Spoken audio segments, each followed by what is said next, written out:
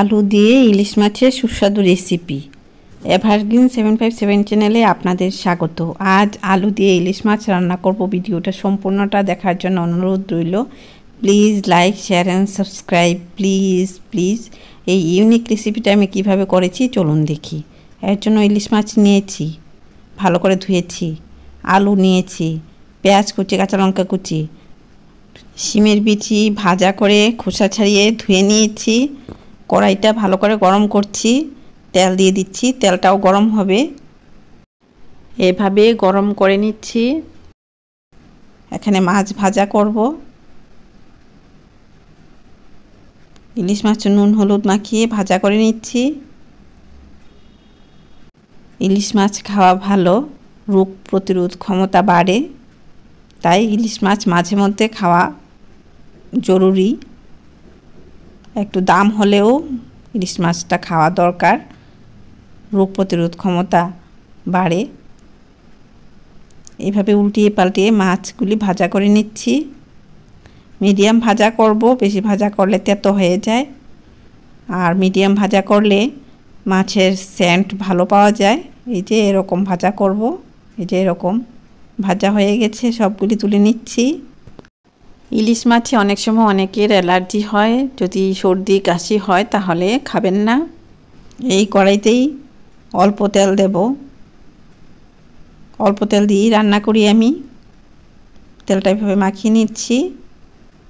পেঁয়াজ কুচি, কাঁচা লঙ্কা কুচি দিয়ে দিলাম তেলের মধ্যে। পেঁয়াজ নরম হওয়ার জন্য নুন দিলাম। পেঁয়াজগুলি এখন এখানে ভাজা হবে। এই মাছে ওমেগা 3 থাকে, তো এর জন্য অ্যালার্জি হওয়ার সম্ভাবনা থাকে। খুব সুন্দর একটা রেসিপি আপনাদের সঙ্গে শেয়ার করছি, ইউনিক রেসিপি। শিমের বিচি দেব এটাতে, শুকনো শিমের বিচি ভাজা করে খোসা ছাড়িয়ে দেব। শিমের বিচি খাওয়া ভালো, শিমের বিচি খেলে হার্ট ভালো থাকে। পেঁয়াজগুলি ভাজা হচ্ছে। এই যে এরকম হয়েছে ভাজাটা। এখন এটার মধ্যে লাল কাশ্মীরি লঙ্কার গুঁড়ো দিলাম। বেশি ভাজা করব না, এই লাল কাশ্মীরি লঙ্কার গুঁড়োটা দিয়ে নাড়াচাড়া করে ফুটন্ত জল ঝোলের জন্য দিয়ে দেব।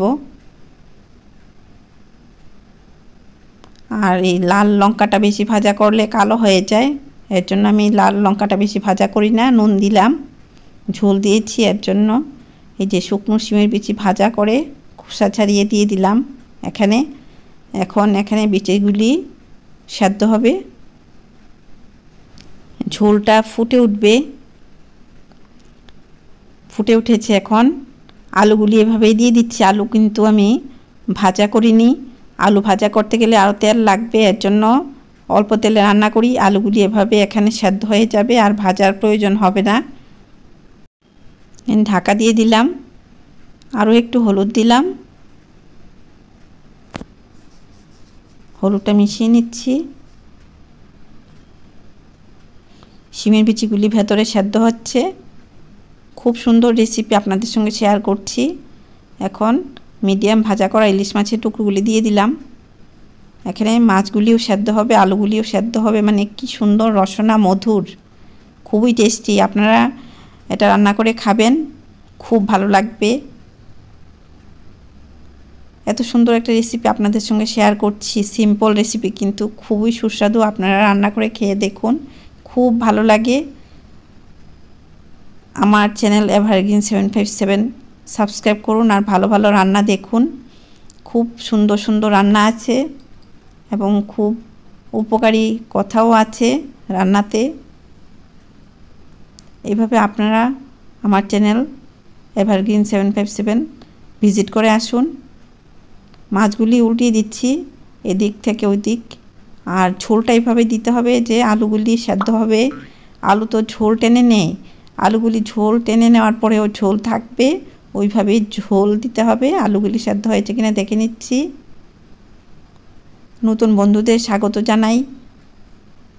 এত সুন্দর রান্না পাওয়ার জন্য এভারগ্রিন 757 চ্যানেল সাবস্ক্রাইব করো, ভালো লাগবে। ভালো ভালো রান্না আছে। এই রান্নাটা খেয়ে একজন বলছে এটা আবার কবে খাবো, এত টেস্ট এই রান্নাটা। আপনারা এটা বাড়িতে করে খাবেন, এটা আমার ইচ্ছে। এই যে দেখুন কি সুন্দর দেখাচ্ছে, খেতেও এরকম সুন্দর। এভাবে আপনারা সহজে রান্না করে নিতে পারবেন। পুরনো বন্ধুদেরও স্বাগত জানাই। আপনারা ভালো থাকুন, সুস্থ থাকুন, আমায় আশীর্বাদ করুন।